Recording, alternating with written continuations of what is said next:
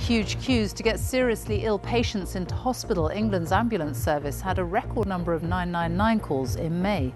The number of people in England waiting to start routine hospital treatment has again risen to a record high.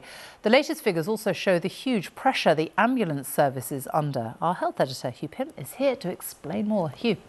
Yes, Sophie, the latest snapshot from the NHS in England reveals a health system still under extreme pressure, with queues of ambulances like this waiting outside some hospitals. The number of people waiting for planned operations and procedures like hip and knee replacements has hit another record high, just under 6.5 million people. Although it has to be said the number waiting more than 2 years has come down a little bit. Then there's the percentage of patients assessed for treatment in A&E within 4 hours. In May, the figure was 73% within 4 hours in England, well down on May last year. Other UK nations, though, are not doing any better, though their figures come at slightly different times. And in May, average response times to emergency ambulance call-outs were around 40 minutes. The target is just 18 minutes. Some harrowing stories of long waits for ambulances are now emerging. Ken, who was 94 and in good health for his age, died after waiting more than 5 hours for an ambulance. He'd fallen in the night, and the BBC has seen transcripts of his 999 calls. The words are spoken by actors. I need an ambulance because I'm going to fade away quite quickly.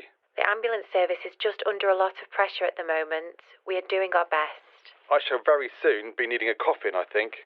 Send somebody quick. An ambulance finally got to Ken's house, but he was unconscious and he died later that afternoon in hospital. South Western Ambulance Trust later offered sincere condolences to his family and said delays handing over patients to busy hospitals meant it was taking too long to get to other patients. Gloucestershire Hospitals Trust said health systems were under intense pressure with unrelenting demand. He was looking for the ambulance that never came. Ken's son Jerry told my colleague Jim Reed he wants to know whether he might have survived if paramedics had got there quicker. He was on his own, and he knew he was on his own, and he must have felt abandoned, alone on his bedroom floor. That's the most troubling part of it for me. It's emerged today that a patient died after waiting more than 2 hours in the back of an ambulance at one of England's busiest A&E departments, Leicester Royal Infirmary. The hospital said the patient unexpectedly went into cardiac arrest and their thoughts were with the family. Handover delays are of course part of a wider picture reflecting the huge strain on hospitals and social care. The emergency department is full because the hospital's full.